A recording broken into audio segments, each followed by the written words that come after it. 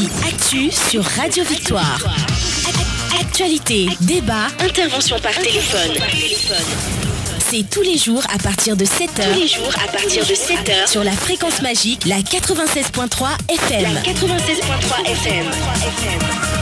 Audi Actu. Audi Actu, vous y êtes et nous y sommes. Alors, madame, monsieur, ce matin, nous parlons bien sûr du relevé de conclusion de la coalition. La coalition a dévoilé mardi 12 mars 2019 le relevé de conclusion de ces 2 journées de réflexion qui sont subdivisées en 27 points ou déclinées en 27 points. Quelle analyse en faites-vous? Alors, il faut tout de suite dire que d'abord, ils ont fait le bilan des 18 mois de lutte commune pour la démocratie au Togo. Ça, c'est dans le document. Et au point 1, ils ont évoqué les résultats obtenus. Et là, les participants, disons, les membres de la coalition qui ont pris part à cette rencontre disent qu'ils ont fait un constat unanime qu'à ce jour, la coalition n'a atteint aucun des objectifs qu'elle s'est fixés dans sa plateforme revendicative. Et nous commençons par nous commençons donc la réception des coups de fil. Félix, bonjour. Oui, bonjour, monsieur Joachim. Oui, comment allez-vous? Je vais très bien. Oui. À la togolaise. Oui, quelle analyse faites-vous alors du relevé de conclusion des 2 journées de réflexion de la coalition? Oui, l'analyse du relevé de conclusion des 2 jours de journée de réflexion de la coalition. Oui. Bon, et la coalition a été concrète et a été véridique en disant que la lutte n'a pas abouti. Ça, au moins, je leur applaudis. Et j'aimerais savoir quels sont réservés pour les détenus politiques. Et nous qui sommes blessés, moi, actuellement, mon œil gauche ne voit plus. Depuis le 7 septembre, la nuit du 7 septembre 2017, mon œil gauche ne voit plus. Et qu'est-ce qui s'est passé? Ce sont les soldats, la gendarmerie qui m'a frappé jusqu'à mort et ils ont dit que je suis mort. Mais vous n'êtes pas mort. Mais Dieu merci, je suis en vie grâce à Cassit. D'accord.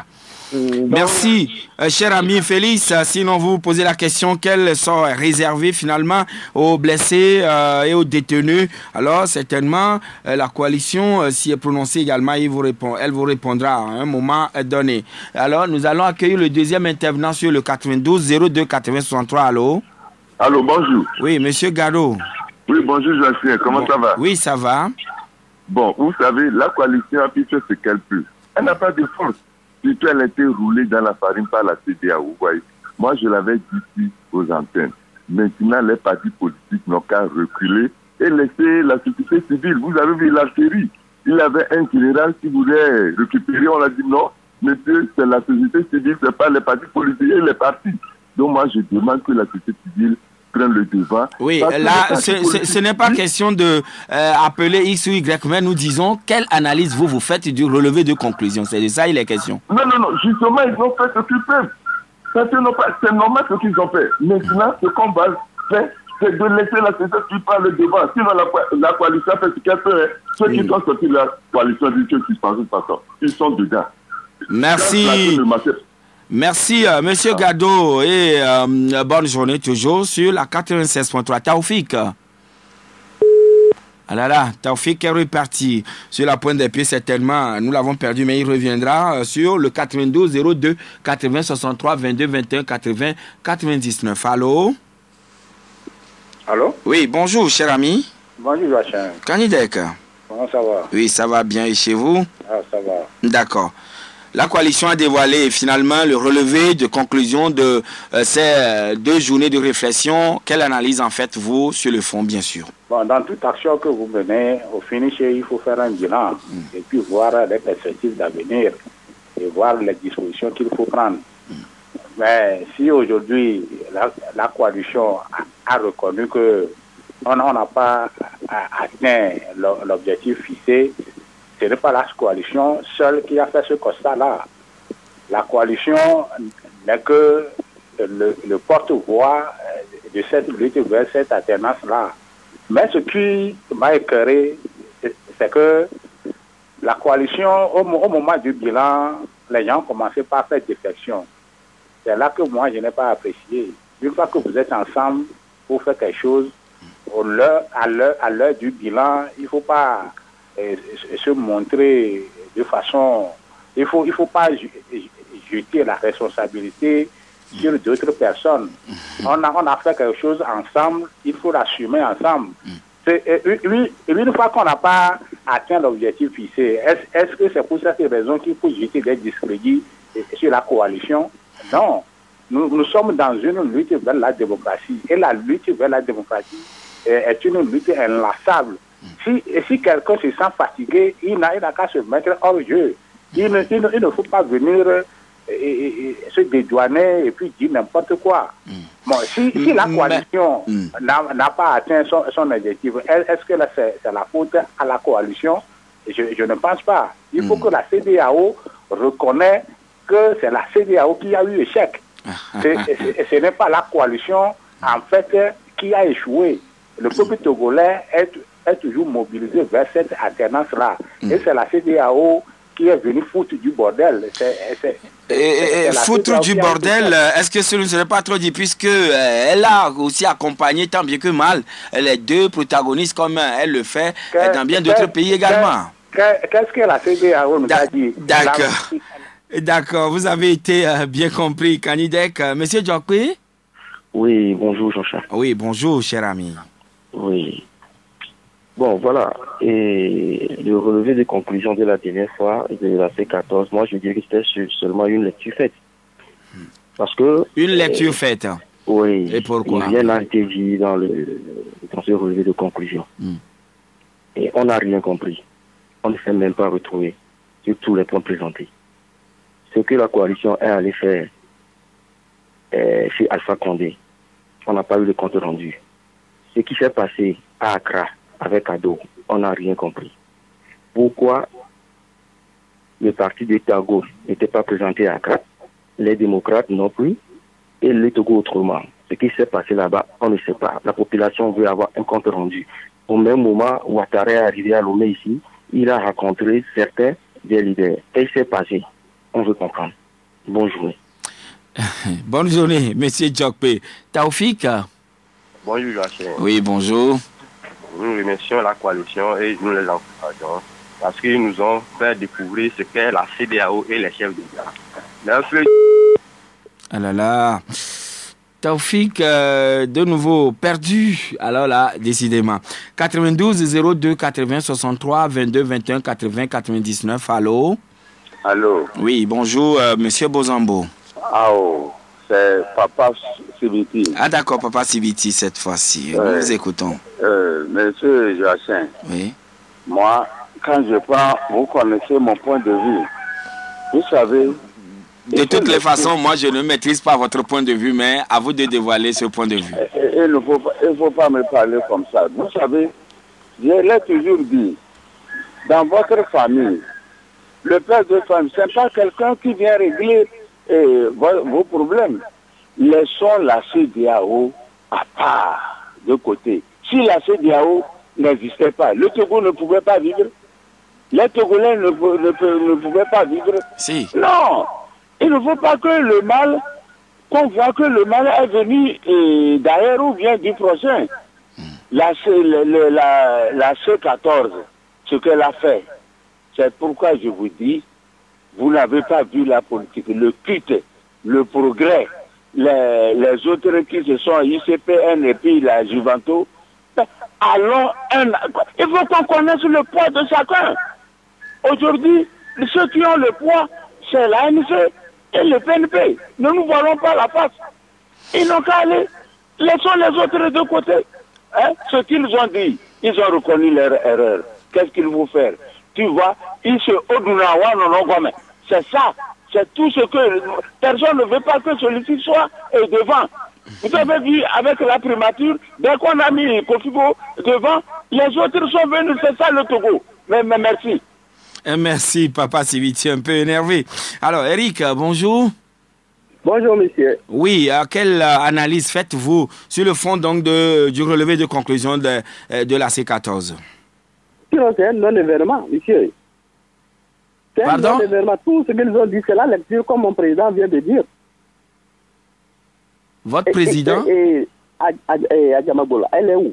On ne la comprend même pas, on ne l'entend plus. L'ouragan même est où? S'il n'y a pas l'ouragan dans ce pays, moi, je ne serai jamais satisfait. On l'attend avec son ouragan.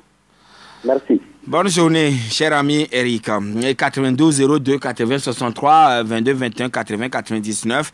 Dans le relevé de conclusion, la C14 a dit au niveau du point 1.2, l'évaluation et l'analyse des résultats, surtout au point 7, la C14 dit: les discours, les déclarations et les attitudes n'ont pas toujours été l'illustration d'une véritable homogénéité au sein de la coalition. Les participants ont volontiers reconnu que ce manque d'homogénéité a pu parfois conduire la coalition à des actes ratés ou manqués. Et au point 9, ils disent: le parcours de la C14 a également été marqué par un déficit de cohésion, de confiance et de solidarité, avec comme conséquence des actes parfois désordonnés, des prises de position individuelles non conformes aux positions d'ensemble adoptées au sein de la coalition, des annonces d'activités qui se sont soldées par des reports. Madame Claudia, bonjour. Ah là là, Madame Claudia est repartie. 92 02 80 63 22 21 80 99. Allô? Allô? Bonjour, monsieur. Bonjour, monsieur Joachim. Oui, à qui avons-nous l'honneur? Monsieur Emmanuel, depuis Aguatier. Emmanuel, nous vous écoutons. Ok, non. Bon, la C14 a reconnu ses erreurs parce que nous n'avons plus de dirigeants d'opposition dignes de nous conduire. Le peuple, c'est au peuple de prendre son destin en main. Parce que nous n'avons plus besoin de ces dirigeants qui vont nous dicter ce que nous allons faire, mais nous-mêmes, nous devons savoir, tous les jeunes Togolais doivent s'engager pour que la lutte soit effective. Merci et bonne journée, Emmanuel. 92 02 80 63. Armand, bonjour. Bonjour, Joachim. Comment allez-vous? Je me porte bien. D'accord, nous vous écoutons. Dans ces relevés de conclusion, la C14 reconnaît et décide de restructurer la coalition. Bien sûr. Pour une meilleure efficacité.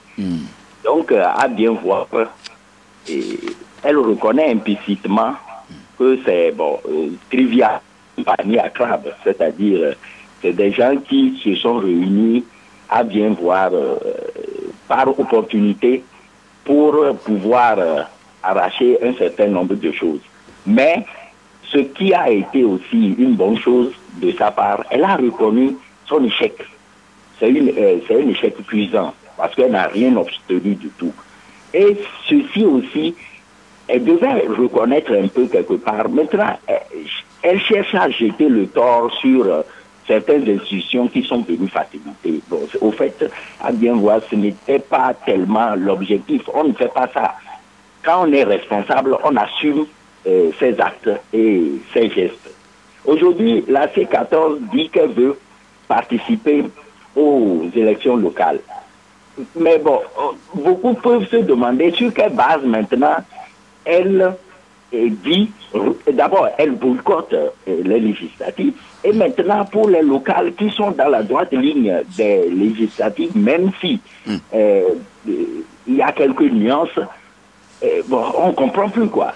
Oui, là, par rapport au local, elle dit quand même être prête à y aller. Cependant, elle conditionne cela, la mise en œuvre ou l'opérationnalisation des réformes. Merci beaucoup, Armand, pour votre intervention. Samuel est en ligne depuis. Samuel, bonjour. Bonjour, monsieur le Jassin. Oui, comment allez-vous? Ça va bien chez vous? Oui, nous vous écoutons. Je vais bien aussi. Oui, j'aimerais participer à l'émission. Vous êtes en direct déjà, cher ami. Oui, ce que moi j'ai dit, c'est de laisser la C14 aujourd'hui se reposer parce que vraiment, la C14 nous a grandement ouvert les yeux dans ce pays, quoi. La C14 a fait de son mieux, mais le problème, c'est que le parti au pouvoir ne veut pas lâcher tout ce que la C14 demande. Et si le parti au pouvoir peut l'accepter et table à table parler, moi je vois que le pays peut aller encore plus mieux que ça. Aujourd'hui, si nous sommes là où nous sommes aujourd'hui, c'est la CEDEAO qui nous a freinés. Bon, ça c'est mon point de vue, monsieur Louja. Merci, cher ami Samuel, pour votre point de vue. Quelle analyse faites-vous du relevé de conclusion des 2 journées de réflexion de la coalition des 14 partis de l'opposition déclinés en 27 points? Monsieur Ali, bonjour. Bonjour, monsieur Jossin. Oui, nous vous écoutons. Bon, monsieur Jossin. Oui. Moi, j'encourage la C14. La décision qu'ils ont prise de participer aux élections locales, c'est très bon. Parce que un parti politique, ce n'est pas pour boycotter les élections. Parce que notre pays là, M. Jossin, je vais permettre-moi 2 minutes. Après la conférence nationale, et on devait nommer un premier ministre de transition, il y avait le professeur Guinévi qui était candidat au poste. Or que c'est une chimie. Et on a l'autre Kofigo était candidat. Parce que le reste du peuple togolais mettre un avocat devant des institutions parce que les avocats veulent l'argent. Même si c'est un problème... Oui, finalement, vous êtes en train de quitter le champ de l'émission, puisque nous parlons bien sûr de la coalition. Monsieur Ali, oui, alors là, revenez dans le thème très rapidement. Oui, j'encourage la coalition de, quelle que soit la préparation de ces élections que le gouvernement va organiser, ils n'ont qu'à participer. Après, nous sommes tous des peuples togolais. Merci beaucoup. Merci beaucoup. Personne n'est ennemi. Nous sommes tous un peuple togolais. Monsieur Komlan? Oui, bonjour. Oui, bonjour. Comment est-ce que vous allez? Oui, je vais bien. Et vous? Oui, je vais bien. D'accord. Moi, j'estime que ce que la C14 a fait, c'est un événement. Parce que il faudrait... Le peuple veut comprendre exactement ce qui s'est passé. Il ne faut pas essayer de... Oui, et ce qui s'est passé par rapport à quoi? Par rapport à leur déplacement, par rapport à ce qu'ils ont fait, pourquoi ça n'a pas marché.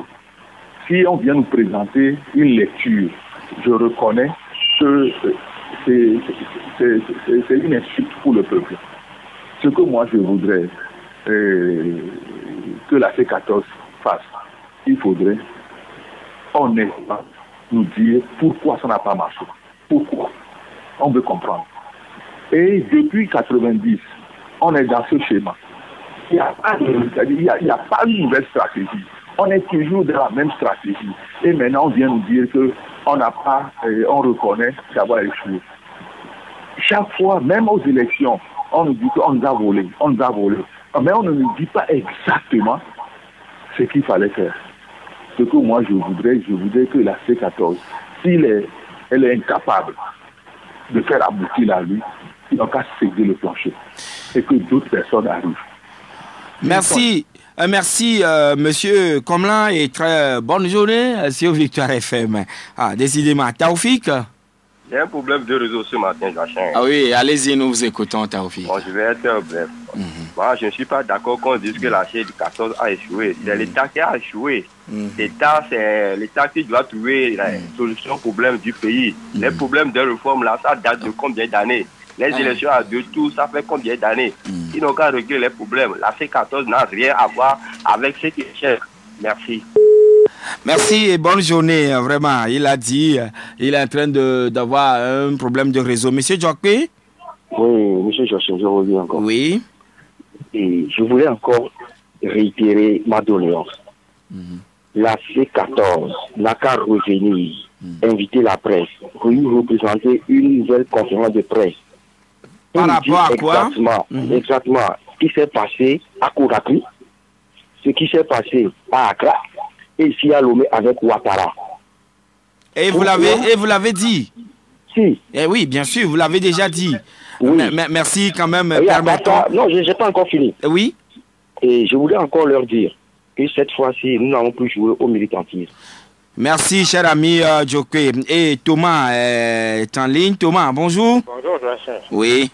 Bon, moi, je voudrais dire, si par exemple les uns et les autres accusent la C14 pour avoir échoué, eux-mêmes, ils ont fait quoi dedans? Quelle est leur part de responsabilité? Par exemple, ce qui se passe au Togo, ça nous concerne nous tous. C'est que moi, ce que je déplore dans tout ça là, moi, tous les matins, il y a 3 vieux qui interviennent dans ces émissions-là. Papa Sibiti, Gado, Monsieur Ali, ils n'ont qu'à aller se reposer.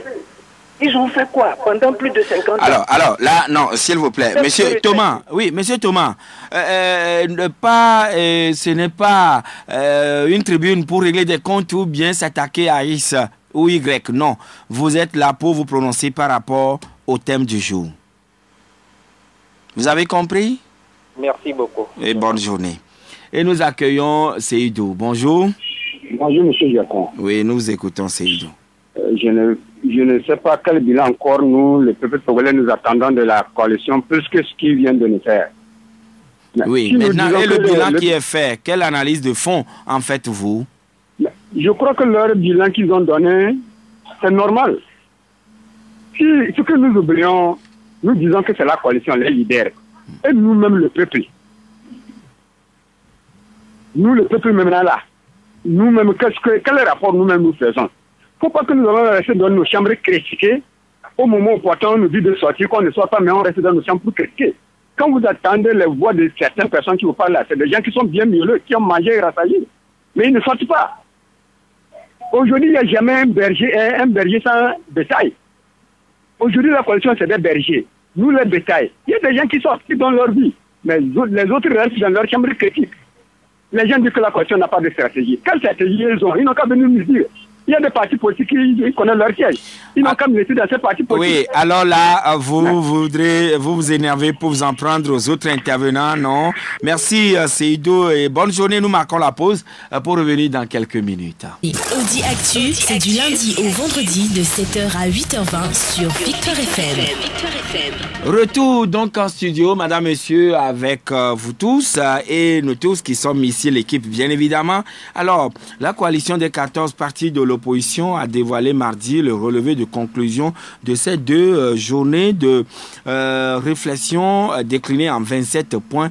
Quelle analyse en faites-vous? Nous allons prendre Philippe. Bonjour. Bonjour, monsieur Joachim. Oui, comment allez-vous, Philippe? Très bien. D'accord, nous vous écoutons, Philippe. Oui, c'est ma toute première fois de rentrer en ligne pour une émission comme ça. Merci pour la confiance. Oui. Je m'indigne vraiment contre ceux qui sont en train de critiquer sévèrement. Oui, là, non. Ce n'est pas question de s'attaquer à des gens par rapport à leur opinion. Maintenant, quelle est vous-même votre opinion, votre analyse? Ok. Bon, moi, mon analyse, c'est que le pouvoir en face a vraiment des stratégies. Il y a, n'est-ce pas, une industrie à leur niveau qui, en tout moment, sont en train de faire les calculs. Comment procéder? Donc, ce n'est pas un pouvoir assez facile à affronter comme les gens le pensent. Bon, pour le compte que les gens demandent, que la coalition donne, je ne sais pas s'ils ne viennent pas aux marches qu'organise la coalition. En tout moment, quand ils reviennent de leur voyage, quand ils entreprennent des actions, en tout moment, ils donnent des comptes et il faut qu'ils rendent compte à la marche. Tu vois? En tout moment, ils donnent des comptes comme ça. Je ne suis pas militant d'aucun parti d'opposition, mais je suis tellement intéressé par la politique qu'en tout moment, je vais et puis j'écoute, je reviens à la maison. Merci beaucoup, monsieur Philippe. Et Béanzin, vous êtes derrière lui, bonjour. Oui, alors, bonjour, monsieur Jean-Pierre. Oui, nous sommes à votre écoute, Béanzin. Oui, bon, le C14 est dans sa rôle. Il a bien réussi sa politique. C'est le gouvernement qui a échoué. Le gouvernement togolais a échoué. Quand on est en face d'une dictature, tout ce qu'on donne comme la loi, lui, il déjoue. Eux, ils ne sont pas sur la règle. Oui, et maintenant, sur le fond, qu'est-ce que vous faites comme analyse de tout ce que la coalition a dit? Non, tout ce que la coalition a dit, chez moi, c'est bien. Parce que, premièrement, eux-mêmes, ils ont... Allô? Oui, je vous écoute bien. Eux-mêmes, ils ont dit qu'ils ont fait certaines erreurs. Bon, dans la vie, on peut faire l'erreur. Mais ceux à qui ils fassent eux, ils ne font rien, Eux, c'est le pouvoir seulement qu'ils veulent rester. C'est ça qui fait que le travail de C14 n'a pas évolué, mais chez moi, ça évolue. D'accord, merci beaucoup. Cela a évolué chez vous. Et nous allons recevoir Barnabas. Bonjour. Oui, bonjour mon frère. Oui, comment allez-vous? Bien. Nous sommes à votre écoute, Barnabas. Oui, je pense que la coalition a fait de son mieux. Vous savez quoi? Ces gens-là qui sont là-bas, ils se sacrifient pour nous parce qu'ils ont des enfants à la maison. Je ne pense pas qu'ils peuvent laisser leurs enfants à la maison et conduire tout un peuple dans la merde. Ils ont fait de leur mieux. Mais quand vous êtes en train de discuter, Joachim, vous êtes en train de discuter avec un sous-mieux, naturellement sous-mieux, vous allez vous comprendre. Mais quand vous êtes en face de quelqu'un qui se fait sous-mieux, il est difficile de vous comprendre. C'est ça le problème que vous avez.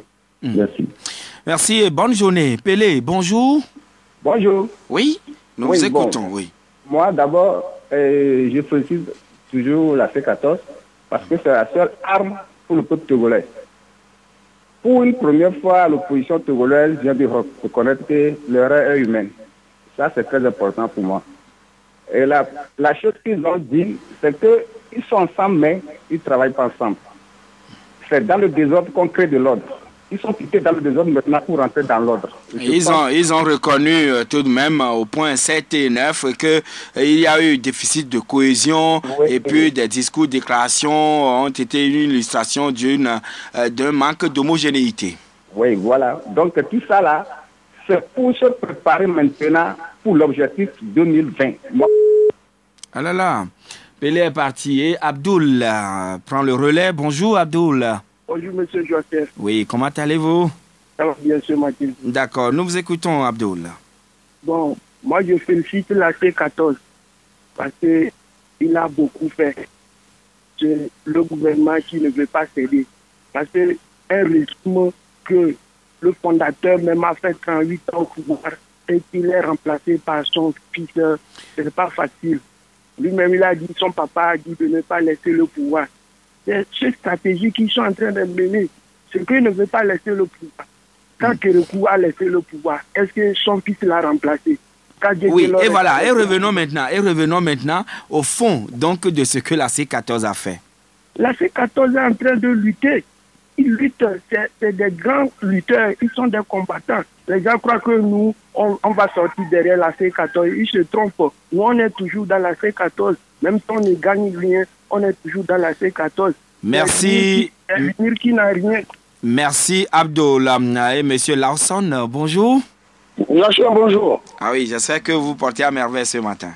On parle la grâce de Dieu. Voilà. Et j'espère qu'il en est de même chez vous. Merci. Ok, je profite de l'occasion pour saluer le vaillant peuple togolais, martyr du Togo encore une fois ce matin. Vous savez, Joachim, je voudrais tout d'abord commencer par féliciter la C14 pour pouvoir maintenir le cap jusqu'à la journée fatidique du 20 décembre. Parce qu'il n'est pas facile aux partis politiques qui sont des antagonistes de se mettre ensemble et de mener le combat jusqu'au bout. Bon, maintenant, l'erreur est humaine. Et je ne pense pas que la C14 même l'a caché, parce que souvent, lorsqu'ils passent sur les antennes, ils disent que non, mais on ne peut pas penser que vraiment c'est une fleuve tranquille avec eux. Allô? Monsieur Lawson? Ah là là, on l'a perdu. Monsieur Waris. Oui, c'est monsieur Waris. Bonjour. Oui, moi je crois que pour le moment, je ne félicite pas la C14, parce que les Togolais les disent, elles doivent rester ensemble. Qu'est-ce qui les a encore séparés aujourd'hui? On les a vus en 14 personnes. Donc, nous les disons que l'intérêt personnel, il faut qu'on le mette quelque part. Et qui s'occupe de la population qu'elle dirige. Donc, je vois qu'aujourd'hui, si la C14 veut se présenter à celle locale, est-ce que les réformes dont elles se sont bâties, les pavés, sont déjà faites. Qu'est-ce qu'elle nous prévoit? Est-ce que ces réformes seront faites avant qu'elle aille à ces élections? Il faut que vous invitez ces membres de la C14 qu'elles viennent nous éclaircir. Comme ça, on va savoir comment est-ce qu'on va continuer la lutte. Bonne journée à vous, monsieur. Bonne journée, monsieur Waris. Monsieur comme l'envie, bonjour. Bonjour, monsieur Tué. Oui, j'espère que vous portez bien. Très bien, je D'accord. Et nous vous écoutons. Je pense que c'est une bonne chose de connaître ses erreurs dans la vie. Maintenant, les conséquences qu'il tire, est-ce que ça veut dire qu'aujourd'hui, lorsqu'ils demandent des choses, on donne une chose, ils sont prêts à accepter comme on l'a toujours demandé. Je pense que ce qu'ils ont fait, c'est une bonne chose pour revendiquer certaines choses. Lorsque le pouvoir a accepté de faire les réformes avec eux, ils ont tout levé la barre très haute, et ce qui a fait que tout ce qu'ils ont demandé n'ont rien obtenu. Aujourd'hui, moi, ce que je leur conseille, toujours, moi, je dis, lorsque tu n'as pas deux choses, on te donne une chose, il faut prendre et attendre l'autre, demander dans le futur. Je ne pas toujours chercher à avoir tout aujourd'hui et en même temps. Je leur conseille aussi d'aller au local. Le local, ils doivent aller au local. Ils sont préalables, ils doivent aller au local. Les réformes, on va les faire avant les présidentielles. Mais le local, c'est le développement à la base. C'est pour le bonheur des populations. Ils n'ont qu'à aller à ce local. Et en avant de pouvoir, de ne pas toujours dire que c'est trop tard et quoi, ces mots-là. Vous parlez à un gouvernement qui est élu et qui est au pouvoir. Lorsque vous discutez avec quelqu'un, il faut connaître ses forces et ses faiblesses. Ne pas toujours voir que lorsqu'on voit 10 personnes, de 1 million, 3 millions à la rue, on pense que c'est le Togo. Non, on n'est pas trop Togo. Il y a aussi des gens qui supportent le pouvoir. Donc il faut négocier, c'est une négociation. Merci. Merci, monsieur Comlanvier. Bonne journée. Stéphane, bonjour. Oui, bonjour, monsieur. Oui, nous sommes à votre écoute, Stéphane. Oui, moi, franchement, leur chose, comment l'appelle-t-on? Leur relevé de conclusion? Le relevé de conclusion, il y a rien de neuf dedans. Mais depuis le début de la lutte, certains journalistes élevaient ce problème qu'il n'y a pas une cohésion au niveau de la C14. Mais les gens disaient que non, que c'est le pouvoir qui les a envoyés pour saboter la lutte. Les gens disaient non, qu'il y a certains journalistes ont bien martelé que non, qu'il y a des problèmes, il y a des non-dits, ou bien les gens disent certaines choses et après ils le contredisent. Mais on a dit que non, que c'est le pouvoir qui les envoyait pour ça. Mais aujourd'hui, ils disent la même chose. Ils disent qu'ils prennent des décisions, d'autres sabotent, d'autres disent, ou bien. Mais la fois passée seulement, même, Jerry Tama a dit que les réformes ne concernaient pas directement les élections locales, qu'on peut participer. Les gens ont crié que non, que c'est les vendus, que c'est les partis satellites du pouvoir. Hier seulement, Éric Dupuis l'a encore martelé, les gens disent que oui, il a raison.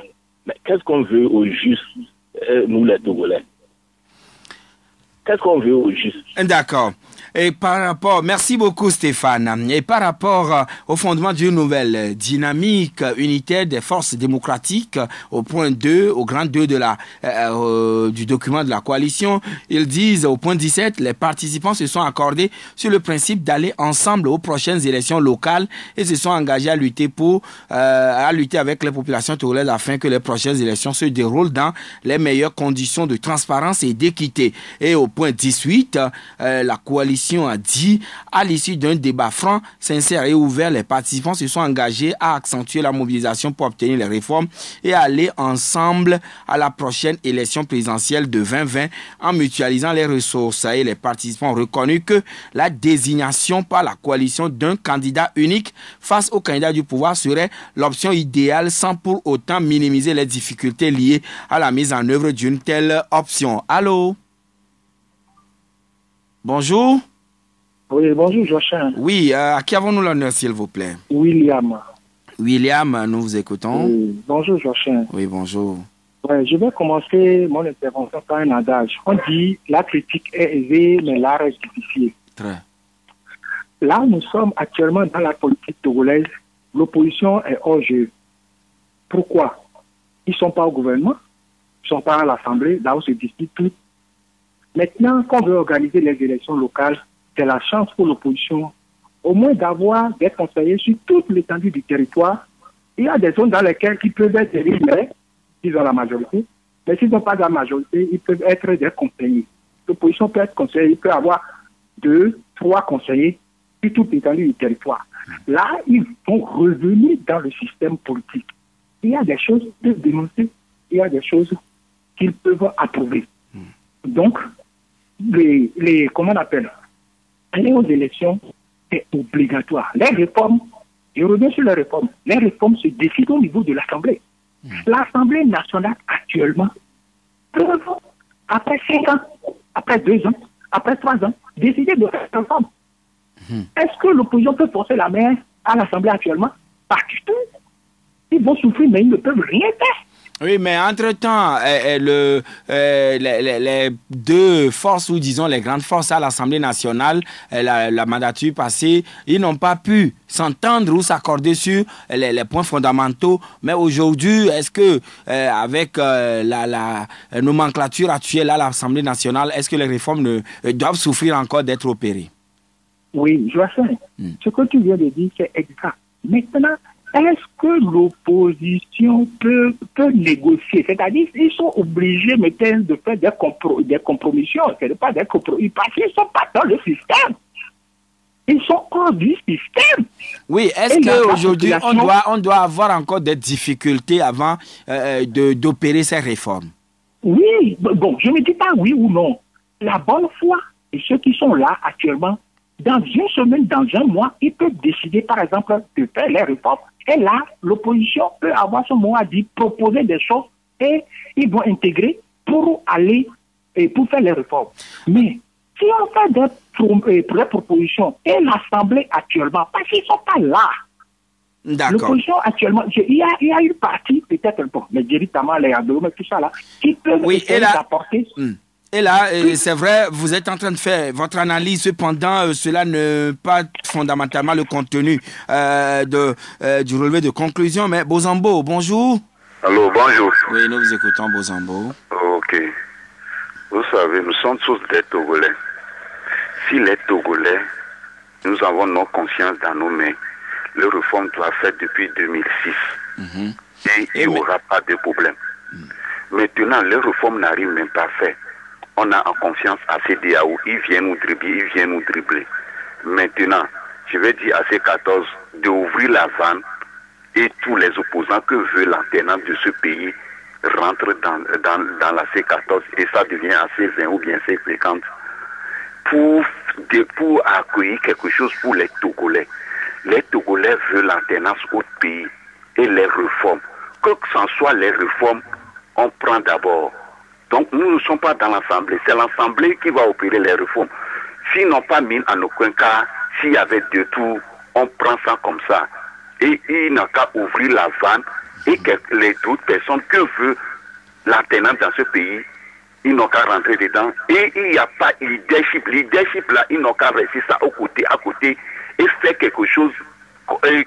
Oui, donc si on comprend très bien, M. Bozambo, êtes-vous en train de dire, comme ce fut le cas en 2014, je crois, il était question d'opérer les réformes, mais à l'époque, le parti de Maître Agboibo, disons, Maître Agboibo avait préconisé qu'on accorde un nouveau mandat fort, quelque chose comme ça, et puis il n'avait pas été entendu et les réformes n'ont jamais été faites. Maintenant, quel schéma dessinez-vous aujourd'hui, ou proposez-vous aujourd'hui? Donc, le schéma que nous demandons maintenant, et le schéma de Sénégalais là, ils disant que on prend le mandat là du monsieur Faure comme premier mandat. S'il fait à 2025, il ne présentera plus. Donc les Togolais, si nous sommes organisés, ils ont fait les réformes et il n'y aura pas de tricherie. Je sais que ce qui va passer 2020, tout le monde doit le savoir. Merci M. Zambo et très bonne journée sur la 96.3. Nous allons accueillir le dernier intervenant, c'est M. Komi. Bonjour. Bonjour, M. Joseph. Oui, nous vous écoutons.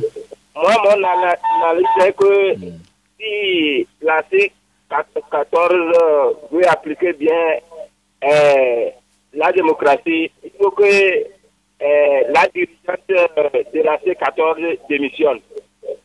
Merci, bonne journée. Bonne journée, M. Komi. Allô, allô? Allô? Bonjour. Bonjour Joachim. Ah oui, vraiment, avec la complicité des techniciens, vous êtes en direct. Ah, merci beaucoup. Je suis Nuadi. Monsieur Nuadi, nous vous écoutons.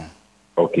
Alors, à analyser les déclarations ou le relevé de conclusion de la C14, oui, on note ceci. Alors, les réformes constitutionnelles, institutionnelles et électorales visent quoi? C'est le rétablissement de la confiance dans le pays. Parce qu'on a entendu souvent dire que la crise politique au Togo est une crise de confiance entre les acteurs. Ces réformes visent la décrispation de la situation politique dans le pays.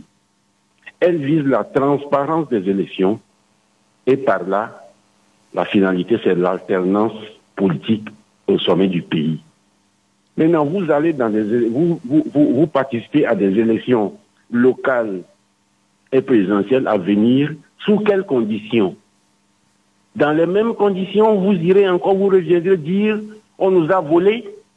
Quelles conditions avez-vous mis en place pour récupérer votre victoire et exercer le pouvoir, puisque à chaque fois vous dites que c'est vous qui avez gagné et on vous a volé? Ces réformes sont-elles faites aujourd'hui qui visent donc la transparence des élections avant que vous dites que vous participez et que hier, un parti, un responsable, un haut cadre d'un parti a déclaré sur des médias, comme d'autres acteurs politiques l'ont dit, qu'il n'y a pas de corrélation entre les réformes et les élections locales. C'est grave. Et oui, pour une première fois, la C14... Ce sont les mêmes propos que M. Djiritama avait tenus. C'est très grave. Les réformes politiques visent le rétablissement de la confiance, la décrispation de la situation politique, la transparence des élections et au finish, l'alternance politique au sommet du pays. Et donc, M. Nuadi, de ce point de vue, la coalition doit bouder à nouveau les locales et la présidentielle à venir si peut-être, ou bien éventuellement les réformes ne sont pas faites? Nous avons tous dit dans ce pays que la solution au problème du Togo, ce n'est pas des élections. Vrai ou faux? Alors, est-ce que c'est participer à des élections locales ou des élections présidentielles de 2020 qui va régler la crise politique? C'est l'obtention de conditions de transparence d'élections qui assurent l'équité pour tout le monde. C'est ça. Merci, Monsieur Nuadi, pour cette intervention qui vient boucler donc les manifestations téléphoniques de ce matin. Madame, Monsieur, vous tous qui nous avez accueillis chez vous, merci pour la confiance. Et voilà, je vais simplement vous dire tout à l'heure, à partir de 9h, Jacob Arama et NSI Nakogo vont vous retrouver pour le journal en éveil. Mais à 13h, nous serons là, tout comme à 18h, pour les prochains rendez-vous d'information en français. Merci beaucoup, cher ami Tevi Kodjo, derrière la baie vitrée pour la mise en onde, avec à ses côtés Peace Akwe pour la réalisation. Bonne journée à toutes et à tous.